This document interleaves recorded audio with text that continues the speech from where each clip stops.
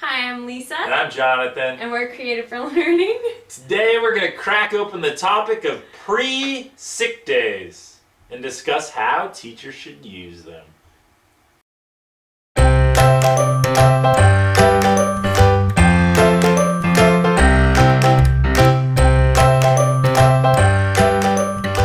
many sick days does your school give you this year? How many personal days?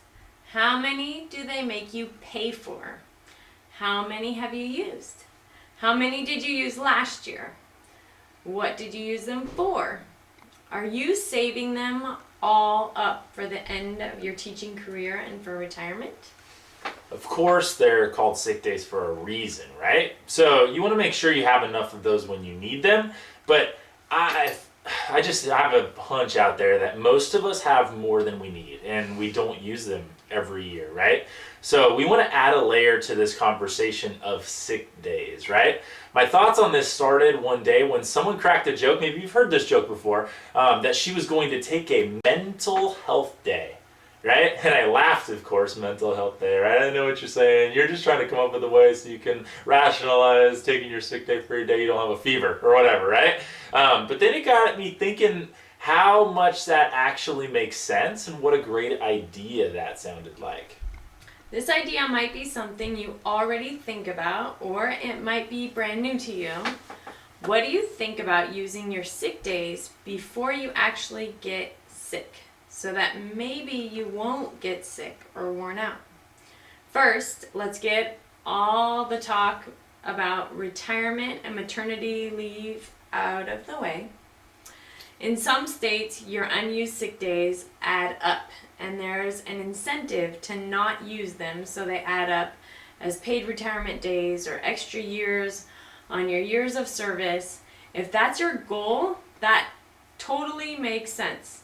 In this increasingly tough national teaching environment, we would ask you to consider if feeling less stressed and more rested might actually prevent burnout and get you closer to retirement.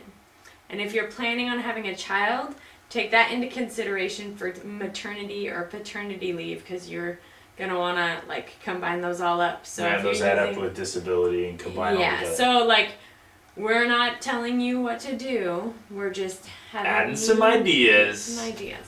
Yeah, because, seriously, so many teachers are tired and burnt out right now. And what good are those sick days on your end of your retirement if you don't make it to retirement, right? We got to take care of ourselves. And so we want to add to that conversation about how to actually take care of ourselves before we're sick, pre-sick, right? So now that we've thought about retirement and paternity, maternity, all that, let's dive in. One of the first ways you can use your pre-sick days is for planning. Right? Ever feel like you're behind on your planning and it's just wearing down your soul? Sick? Right? Before you actually get physically sick, germ sick, right? Why not take a day every other month or so to plan ahead? Or to plan backward, right? Take 1 or 2 hours and reflect on the past weeks and the past months and how effective you feel like they've been. Make some notes for the next year so that when you get to those parts of the year, you go, oh yeah, that's right, that thing, right? Get those down. How often do we not have time to do those and we make the same mistake the next year? We go, dang it, I forgot to write that down last year, right? So what if we plan that in and actually have the days where we can do that so that we can build in that health, right? And then maybe take 1 or 2 hours of that day to plan the upcoming months, the upcoming ones, right? We talked about the past, and then we'll talk about the future. Or if you already did this process last year, right, you get to upgrade it, right? Because you wrote down your thoughts from last year. Now you get to spend that time actually strategically upgrading.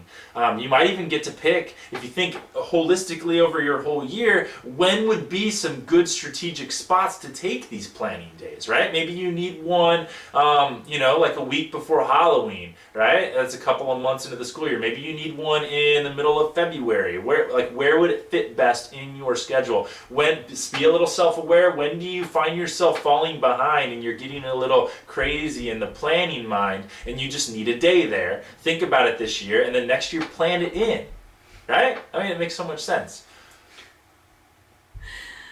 Sorry, I'm chuckling just because I know that this is something that you're really passionate about, but yet There's times when I'm like, I did not like lesson plans, and so that. We're getting to lesson plans. I know, They're I know. coming up. I get it. Okay, and then grading, the never-ending monster. What if you planned 1 day a quarter for catching up on and organizing your grading and grades? Think about what that would do for your mental health and stress. But seriously, can we zoom out for a second on that? We're learning more and more that mental health is not just mental. It is physical health. No longer do we have to smirk and crack a joke about mental health days or mental sick days? Mental health and sick equal health and sick. So if we're stressed out over how far behind we aren't well. We, for reals. So don't feel bad about getting healthy and getting caught up and making sure that you are mentally stable. Wait, so we don't want to lie, right? No. If our secretary or whoever we have to talk to is like, wait, so you're feeling sick?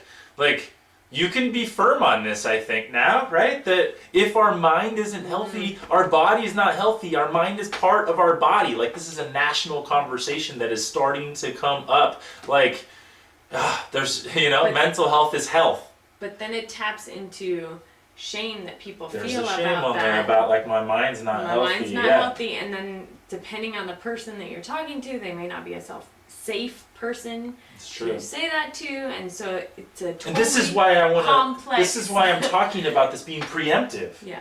Like if we're taking a day so that we don't get mentally sick, it's a mental health. It's not just mental health, it's health. Mm-hmm. Like it's a sick day. Like I don't want to end up there. Why do we have to wait till we're sick so that we treat sick? Mm-hmm. Why don't we treat sick before we're sick? Mic drop. No, really. But like this is really passionate, and so our next topic is connected to that. Sick days, like rest and relaxation days, R&R. Seriously, and don't feel guilty about it. It's health. Invest 1 to 2 days a year of those sick days. Figure out how many you have. Maybe these numbers don't add up for you. Like you do the math and balance it out. But preventative health, relax, explore, adventure, sleep, connect. Go to the beach, mountains, mall, lake, amusement park. If you have personal days too, like personal and sick, there are some of you out there that are like, what? That's crazy. And who has that? But some people do. Add them up. Like combine them, connected to like a 4-day weekend, and see how can I turn this into a 10-day jaunt somewhere so I can really, really get relaxed. Maybe you even add it on to the end of your week and a half, 2 weeks, 3 weeks at Christmas, and then talk to your principal, right? Get the plans all done. Don't just go, and go AWOL. Like I had a talk. I did this a couple of times. I talked to my principal ahead of time. So the week after Christmas, I'm gonna be gone. And first, before I ask you if you're okay with that, here's what I've already planned out. Look, here's what my students would learn. I've already got a sub in line, and they would really be able to put these plans into place so that the students don't fall behind. Stuff gets planned, or stuff will get done, and when I come back in, we'll be right here. And so I think this really naturally could be okay with me gone. I've already set it up. How do you feel about that? Show them that you've already put in the work ahead of time so that your students will be rich while you're gone as well, and that you'll come back recharged. And then do that. And every time it worked out fine. You want to make sure you have it dialed the first time you try it so that they don't go, yeah, we're not doing that again. Like you want it to go really well the first time. And then every time after that, you can then build it into your school year when you need the most recharge and relaxation, and do it. Like maybe it's a long one, maybe you really get recharged. Like we took the trip to China. We spent 2 weeks. After Christmas, we took off. 1 week of vacation was in China, and then 1 week of work. I was in China, and I had a sub, and everything went well. And we came back, we learned, first off, right? And I got to be recharged in myself. But then, yeah, it just worked out great. And so maybe you're going to do a big long vacation, or maybe you just sprinkle like 3 R&R days throughout the year and know exactly when you need those and plan ahead. Lesson plans. So, and for those 1-day absences, now that we're thinking strategic about our health days, here are 2 ideas. Because sometimes I know even when I was actually germ sick, I was tempted or might have still gone Oh, I did. Who hasn't gone into work when you're sick? Because what's worse than making a lesson plan, right? So develop purposeful, helpful activities that fit into your standards and can be executed by any substitute teacher. Then you don't have to feel bad or fearful that your absence was wasted or will be wasted. And then also another idea is purchase some useful lesson plans and resources that would fit those spots in your curriculum. So websites like teacherspayteachers.com can be super helpful for this. They have like emergency subplans already figured out for you. You just can copy them and go depending on your grade level or your subject. Yeah, and those are really helpful to have. Just a couple of emergency ones for whenever, like the actual sick days that you can't plan for. Mm-hmm.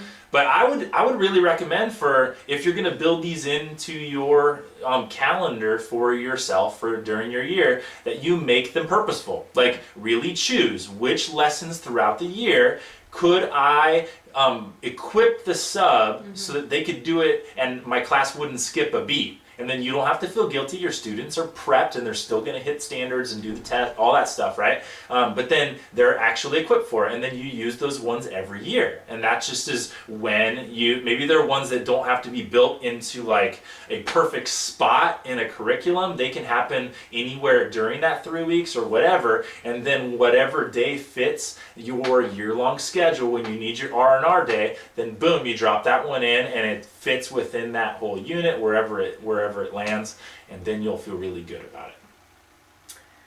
Hopefully, it's funny because I'm thinking about R&R day, and I know you used to take R&R days, but I think the only time that I actually did this was for New Orleans. I don't know if I ever actually did. That was for a serve project. That was to like go help, but because I also taught elementary, and there's like so many sub things to do, so anyways, But we also hadn't started having these conversations. That was many years ago, and we hadn't started having these conversations about family health and personal health and work-life balance, and even like how mental equals physical. Like we hadn't even those weren't on our radar. Now they are, and I think if you were to do it today, we would think about like how can I know it's work, but like health is work. Like we gotta plan ahead so that we don't get worn down as much. And so maybe that happens in the summer. This summer, like what if you, or over Christmas break, you sat down and planned out your days. Like, I'm going to plan out my health days and then have those built into the curriculum. How valuable that'd be. Yep. Well, hopefully this conversation starter has helped you to think about how to keep yourselves healthy and peaceful in the long term. And then also maybe just rethinking your sick days, or just to take some practical steps towards using your pre-sick days so you can work toward health and balance. Yeah. So our conversation for the day, in the past, what have you taken a pre-sick day for? Or mental health day, right? Or if you never have, or just don't want to say it online, what are your thoughts about the concept? Right, so thanks for being here. Thanks for being a part of this conversation. We really appreciate you. Subscribe to the channel. Share this with somebody who needs these conversations. And we really appreciate your input too, so add those down there. And, the link down there about Teachers Pay Teachers. Go connect up to that. Anything else? There's so much depth to this idea of substitutes and sick days. There's so much to this. We could talk about a whole bunch of other things, but anyway. For now, keep being awesome.